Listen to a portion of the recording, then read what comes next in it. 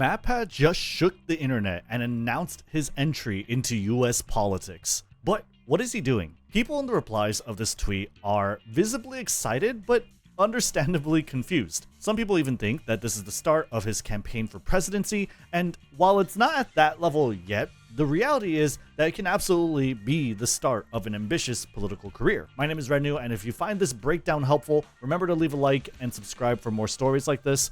Let's break down exactly what's going on and get right into it. Now, if you don't know, MatPat is one of YouTube's largest creators. He's most known for his 19.6 million subscriber channel, The Game Theorist, but he's not just a silly gaming YouTube channel. He owns and manages several other channels about topics like film, food, and style. So what is MatPat doing? MatPat is helping to launch a bipartisan caucus within the House of Representatives, the Creator Economy Caucus.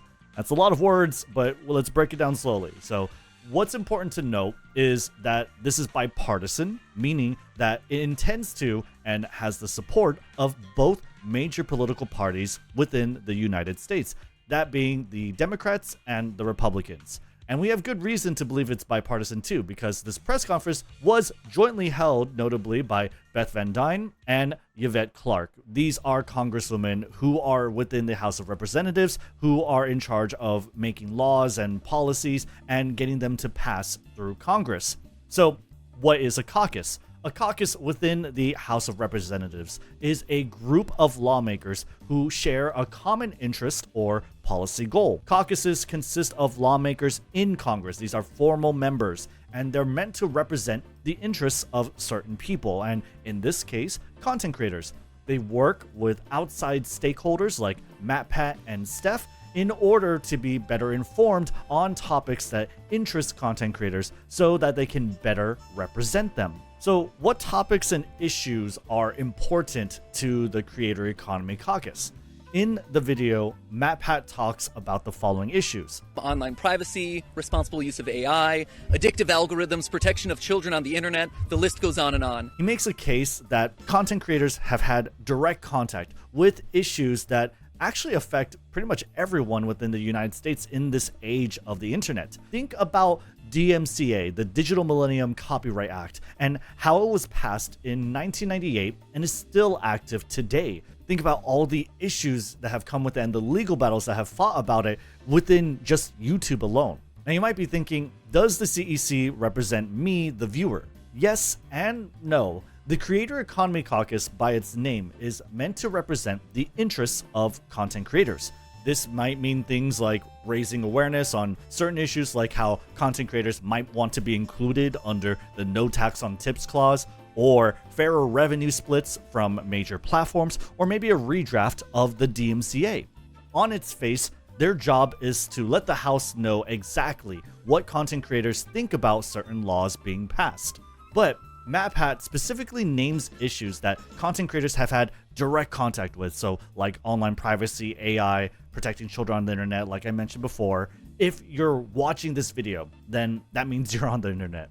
You consume content every minute you are online almost. So chances are this directly impacts you. Having freedom on the internet, artists competing against AI, your little brother, sister, cousins, or your child spending too much time on TikTok or YouTube and rotting their brain. All of these are issues that people online are very likely to have a deep interest in. On its most fundamental level, this will directly influence the content creators that you subscribe to, and so it will absolutely influence the content that you consume. The outreach is massive. Now you might be thinking, why do content creators matter? Aren't they just a disruptive group of people on the internet making clickbait and doing anything for views? Well, no.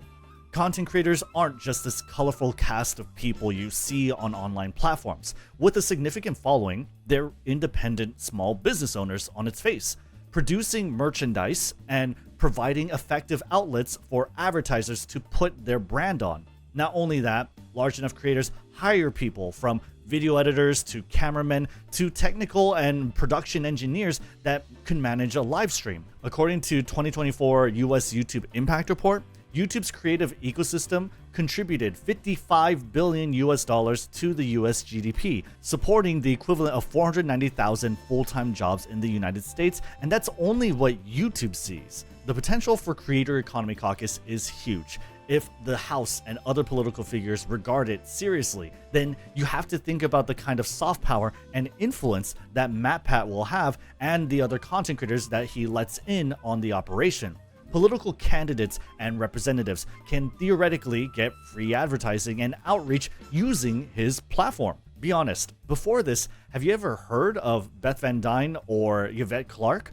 Probably not, but now their names are on your radar, and that's exactly the kind of influence creators can have. This one tweet over the announcement of a political caucus that half the people replying don't even know what a political caucus is has over 11 million views at the time of writing. How many people other than MatPat have a way to get that many people to watch one thing? Imagine if he was announcing a campaign to become US president. The internet would explode. The CEC's main prerogative is to educate lawmakers on the issues that matter to creators, and the issues that matter to creators can be the issues that matter to you. Actually, it absolutely would be, because you consume a lot of the content on the internet. Creators can gauge their community's concerns through metrics like watch time and engagement, data that can offer real insight into what online audiences care about. If you're an artist or video editor, script writer, cameraman, or just someone who posts things online, and if you receive just a single penny from ad revenue, this matters to you. The potential for the CEC's outreach is enormous, and the amount of influence they can hold over lawmakers is potentially scary, but hopefully the fact that this group is intended to be bipartisan will mean that it involves itself directly related to issues on digital media or the creator ecosystem, so that creators everywhere and their audience can feel like they have a say in politics. What I really like about this move personally is that it can inspire generations of people to have an actual interest in politics and how we make our laws and how they can become active within this sort of realm. So final question, which I said I would answer in the beginning, is MatPat running for president? No. But notably, this could be the humble beginnings of a political career. Most politicians begin by championing a niche issue and founding advocacy coalitions, caucuses, or nonprofits. Examples include Elizabeth Warren, who eventually helped create the CFPB before running the Senate, or Andrew Yang, who ran a nonprofit and advocated for UBI, Universal Basic Income, before running in the Democratic Party presidential primary of 2020. So you never know. He could be setting all that up, but that's just a theory, a game theory, if you will. If you found this breakdown helpful, give it a like and subscribe for more videos on interesting topics like this.